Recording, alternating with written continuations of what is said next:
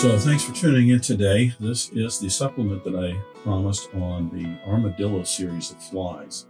If you've been watching those, I mentioned that I would find time to make a video to show you how I came about cutting these discs out. It's not anything revolutionary, anything like that. Matter of fact, there's lots of articles, and I've read them 20, 30 years ago, articles where people were cutting foam discs out with various tools and everything. But this is how I came up with it.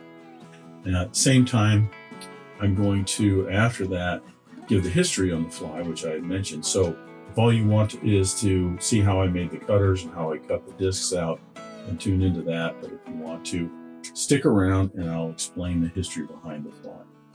So when I came up with this a number of years ago, I didn't have any cutters or anything like that for these. And I've seen different videos where they take copper piping and they sharpen it to cut those. And I thought about doing that. But as it turned out, I had these aluminum straws. You get these things at a 7-Eleven or a Village Pantry kind of store. And I had a couple of these hanging around. So I sharpened one of them. I just cut it and then sharpened this with some sandpaper. So you just take a little sandpaper, some 220 grit, 300 grit, something like that, until you get that down and sharp, or you can even do it by hand if you want. Then once I did that, and a few years later came up with the smallmouth version, I did use a copper tubing and did the same thing. So the edge on this here, you can see I would just sand that and just take my time sanding it. I did discover, however, that both of these also fit in the chuck on my drill press. So it's just as easy to turn around and put this in the drill press and then get a file, steel file, and file that edge. And then you can use some fine sandpaper on it to sharpen that just a little bit more. And then years later, when I did come up with the Armadillo Zilla, which is the 1-inch discs like this, I just, same thing. I took a copper tubing and on the edge of it, I sharpened it up. It wouldn't fit in the drill press, obviously. So just manually filed it and sharpened it up, and it works. So you can make some basic cutters really simple and easy this way. So that's what got me by for a number of years. Now, I did find with the aluminum, it's very soft.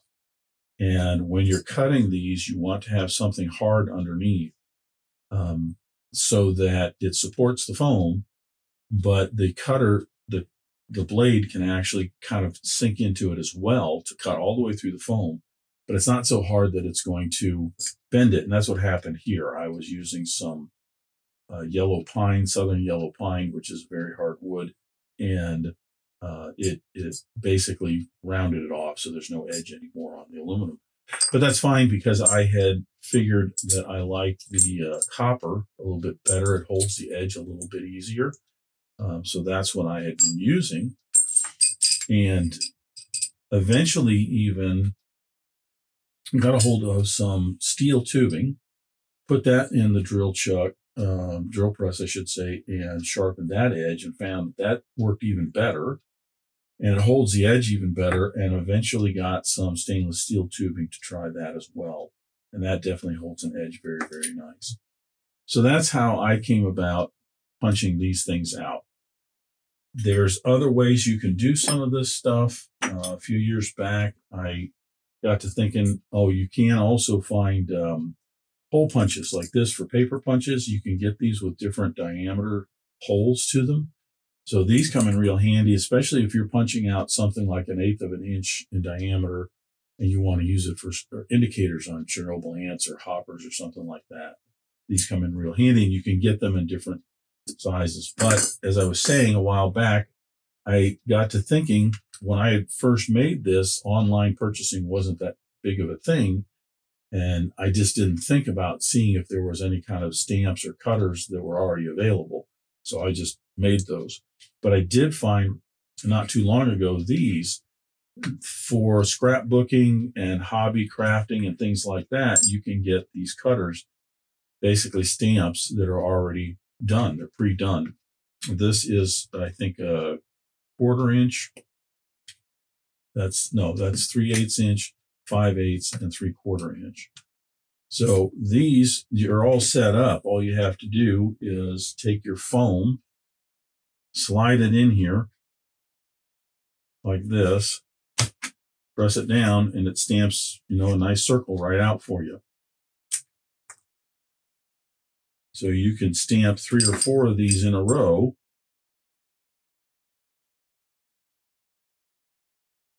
Simply by stamping it, slide it down a bit, stamp another one, slide it down a little more, stamp another one, and so on. Now, you got to be careful because sometimes you don't pull it far enough, or in this case, it slipped down there. So I'm not being that careful because I'm just kind of showing you how this works. But that also could be a usable disc right there. You just tie the flat end in. So that's an option, is finding some stamps like these. The other thing is you can get these in different shapes. So you can get heart-shaped, you can get star-shaped, clover-shaped, things like that. So if you really want to have some fun with this and try some different shapes, or just do something kind of fun and interesting, then you can do that as well by just finding these paper stamp things for scrapbooking and stuff. Something to keep in mind with these is you want to find some that will cut foam. The foam here is a 2mm foam. And the interesting thing is, because of the companies that make these, probably, as well as the dyes and the chemicals that are in these, sometimes they come out a little bit thinner than 2mm, or sometimes a little bit thicker than 2mm. So you want to find some cutters that will fit the foam in them. Like this one fits really, really simple, really nice. Stamp it out, move it, stamp another one. There you go. However, the blue, if you look at the blue here, the blue does not. It is a little bit more difficult to get the blue in there and to slide it around, simply because of manufacturing or whatnot. See, this doesn't slide in so easy. You have to be a little more careful. Stamp it, but then sliding it down is a little more difficult. See, it's kind of stretching there. So you have to, might be something you have to contend with depending on the foam you're dealing with. Now, this closed cell foam is just craft foam. You can get at any hobby store. It's a 2mm craft foam. So those are an option right there. At the same time, while I was researching some of these, in terms of using those, if they would work for these stamps, I came across also these punches that are already prefabricated. So these are punches that range in size from 3/4 inch all the way down to 1/8 inch. And all of these, I'll have links down in the description to these different tools and everything. They're not that expensive. I think these punches were like under $30, and I think those stamps were somewhere around 20. I may be wrong, but I'll have links down below. But as you can see, it's a steel, probably not stainless steel, just a normal steel with a sharp edge to it, and it even has a discharge area cut out in it, which is kind of nice. So these are all options too. They're nice and solid, so smacking those with a hammer, you're not going to, sometimes with the copper, you hit them too much, it starts to curl the other end of it. So those will last you a while. They cut very, very well. So those are all options in terms of how to go about making your own discs for the various armadillo style flies, or even other flies that are out there. It's not something new. Like I said, there are other flies that are out there that use round discs in the foam discs. So that would work for them too. So that's how I came up with the cutters and how I use those, and a few tips on using foam and other ways that you can go about getting these foam discs cut. Right now, I'm going to go ahead and tell you the background and the history of this fly. It's nothing really big, but it's just kind of a funny story, or interesting story anyway. So if you're going to stick around for it, get your favorite beverage, and I'll get started. About 14, 15 years ago, I was doing a class on panfish topwater flies. Now, in the central Indiana here, panfish and top warm water stuff is king. We don't have a whole lot of trout. And in the wintertime, I would do a lot of warm water fly tying classes for bass or panfish and stuff. And they tended to be the classes that I would get the most people in. This was a topwater panfish class, and I was doing a lot of the usual suspects, sneaky Pete's and poppers and predators, things like that. But I wanted to do something different. And I had seen a number of flies where they had these discs tied onto the hooks, but they usually had them alternating from tied on the top and then tied on the bottom. And I thought I wanted to do something that would be just kind of a slider with your typical, popper topwater components in the back, but something that would just be like a slider on the front. So this is what I came up with. Now, I didn't have a name for it. And I went and did the class. I think I had like 14 people in there. It was a small classroom and we were packed in. But they all had a great time. Everybody liked the flies, especially the new one. And they tied up a bunch of them and had some fun. Nobody came up with a name for them in the class, which was fine. I figured sooner or later something would come up. And a couple months later, it did. I was at a outdoor sporting event doing a tying demonstration. Two gentlemen that were in that class came up and said that they had had a chance to get out on a pond and fish the original small version, what I'm calling the baby armadillo.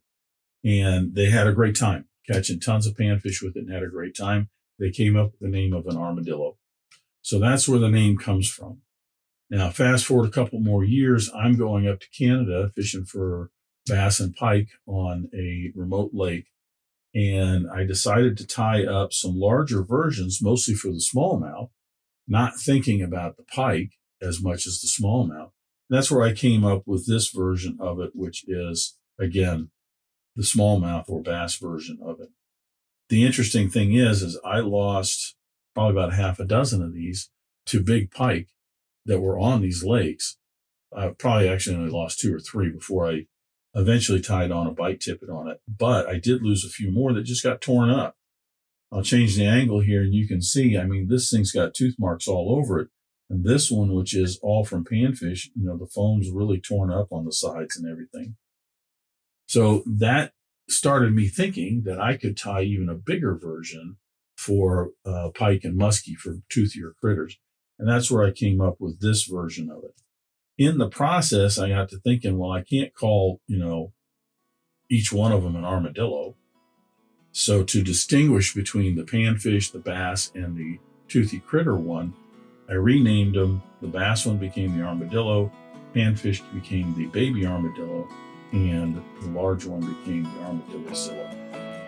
So I have not cast this one that much to pike and muskie. I just don't have the opportunities these days. I will at some point, but not right now. But I have fished these for smallmouth and largemouth bass and have done very well, and even caught some 24, 25-inch pike with these things. So this fishes very, very well. And also the baby armadillo, I have a bunch of them in my box in different colors, and it fishes very, very well. And if I just want an evening to get out, catch some panfish on the pond or even out on the river or something like that, I'll tie this on and just have a great time.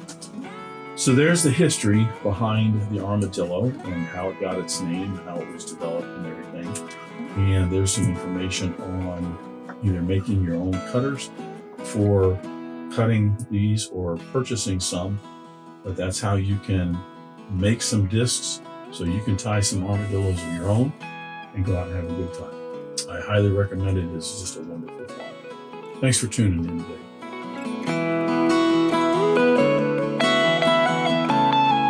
Thank you for joining me at the Vice today. I hope you learned a new pattern, at least a tip or trick here and there. If you'd like to help Dress Irons, you can like, comment, share, subscribe, all those wonderful things for the video. You can also head out to dressedirons.com where you can buy flies, tools, stickers, and merch, or you can join a growing community over on Locals at the Dressed Irons Fly Tying Guild. You can also donate to Dressed Irons if you want through the link at the bottom of the description. I thank everybody for their ongoing support, as it really does help the creation of these videos. And what's important is to remember, only fly time. If you're not having fun, you're doing it wrong.